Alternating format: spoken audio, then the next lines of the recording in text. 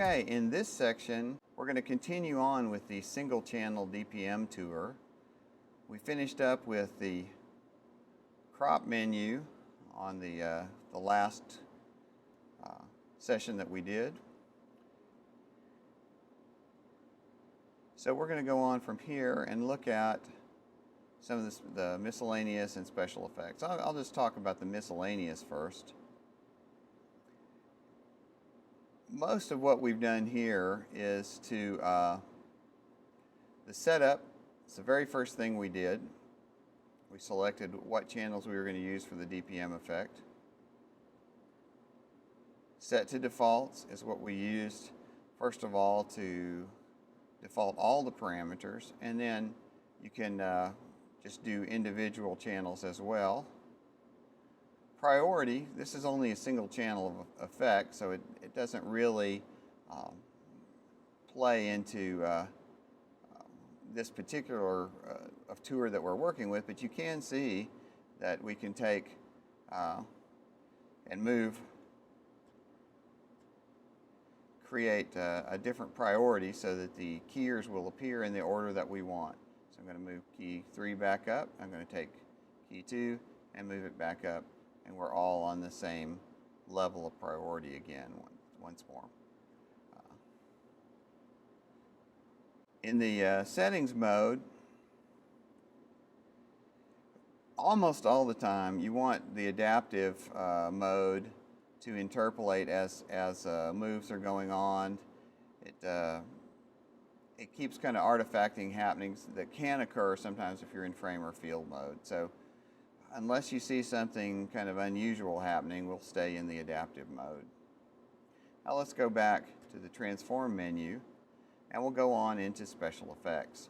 I think all of our switchers now have both the curl and mirrors and also the lighting. Interestingly, the drop shadow, I end up using the drop shadow a lot for an outside border.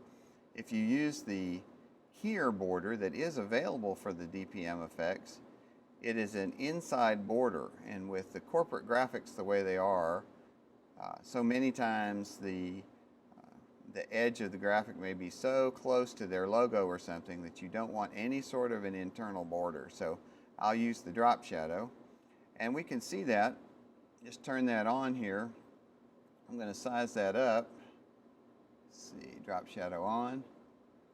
Now we see the size. We can offset it one way or the other. I can make it more opaque, like 100% opaque. See it nice and dark there. And I can change the brightness. I can change the hue, saturation. And that's a messy looking border right there, but you get the point. For almost all of my DPM effects, this is where I get my border. We're going to turn that back off for right now. Go back into special effects.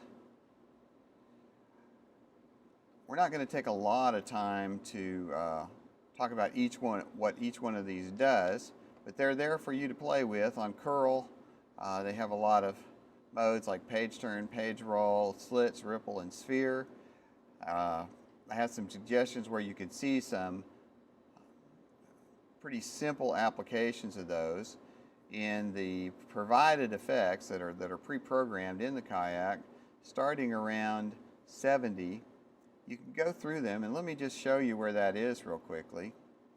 And we'll go to we are in DPM right now, and I go into live mode, and I see the available effects. If I just press 60, you can see page turns here, rolls, lots of different things. Let's see what happens when I hit one. And I'll just play that. Sure enough, it actually does what it says. Here's another one, rotate slits. Kind of crazy, but kind of fun. Yeah, we'll just put that back. So there's just a couple that you can see that are available for you to kind of experiment with a lot of these effects. There's not much happening in the lighting world right at the moment, but feel free to play with that. You can see there's a lot of parameters to play with on the screen here. Defocus is pretty self-explanatory.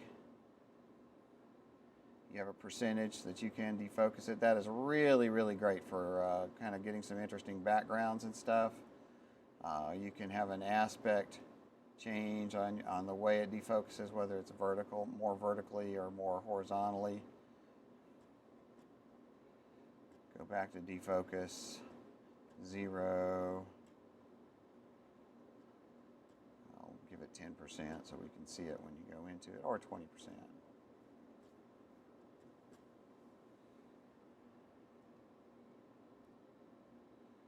Turn that off.